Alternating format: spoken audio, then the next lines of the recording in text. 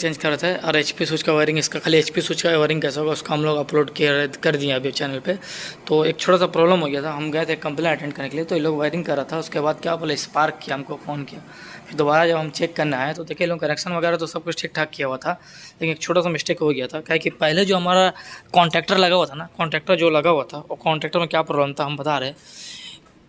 ये बात को हमेशा ध्यान देने का, क्योंकि कॉन्ट्रैक्टर लॉस हो गया हमारा, ठीक है। अगर अपना काम करेंगे तो कॉस्टली है, मतलब 300-400 रुपया का आपको लॉस पड़ जाएगा। तो इसके लिए हम थोड़ा सा अवेयर करना चाहते हैं। जब भी हम लोग कभी भी पुराना आउटडोर पे काम करेंगे तो हम लोग उसका कॉन्ट्रैक्टर का कॉइल वोल्टेज देखेंगे, क्योंकि हम लोग ये जो आउटडोर लेकर आए हैं, ये आउटडोर पहले जो कॉन्ट्रैक्टर यूज़ होता 24 वोल्ट का सप्लाई इसमें यूज़ हो रहा था, ठीक है। वो आपका सीलिंग सस्पेंडेड में लगा हुआ था आउटडोर, ठीक है। हम लोग इसको स्क्रैप से उठा के लेकर आए, जो हम लोग स्क्रैप यार्ड है उसे लाए, कंप्रेसर चेंज किए, कंप्रेसर चेंज करने के बाद हम लोग कनेक्शन कर दिया। और इसमें छोटा सा ध्यान नहीं दिया कि इसका कॉइल वोल्टेज कितना, जिसके कारण क्या होगा, इसका कॉइल देखिए, इसका कॉइल जो पूरा जल गया, यहाँ से दिख रहा पूरा जल गया।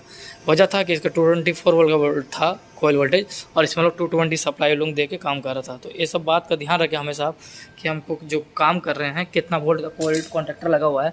अगर आप एक AC को फिर से अगर तैयार कर रहे हैं तो उसको ज़रूरी ध्यान रखें, क्योंकि कॉन्ट्रैक्टर जो लगाया है 24 वोल्ट कॉइल का लगा है, ठीक है ना।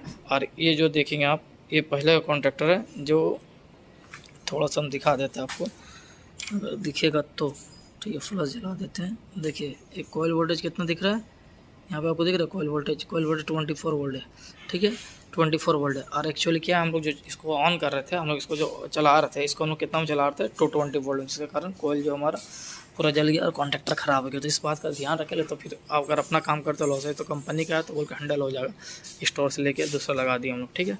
कॉइल वोल्टेज कॉन्ट्रैक्टर में कहाँ पर लिखा होता है हम वो भी आपको दिखा दे रहे हैं। देखिए ये जो है यहाँ पर आपको देखने मिल जाएगा, ठीक है। देखिए कॉइल वोल्टेज 220, मतलब ये 220 वोल्ट, 240 वोल्ट, 220 वोल्ट में चलेगा, ठीक है। ये सिर्फ 220 था, जिसके कारण क्या हुआ था हम लोग ये था 24 वोल्ट, इसको हम 220 दे दी तो ये जल गया था।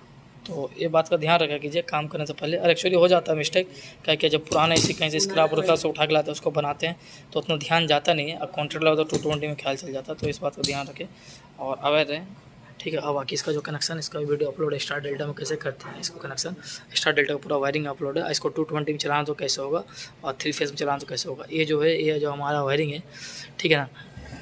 ये स्टार में है कि डेल्टा में, इसको कमेंट कीजिएगा आप लोग देखना चाहते हैं कि हम हमारे व्यूवर्स,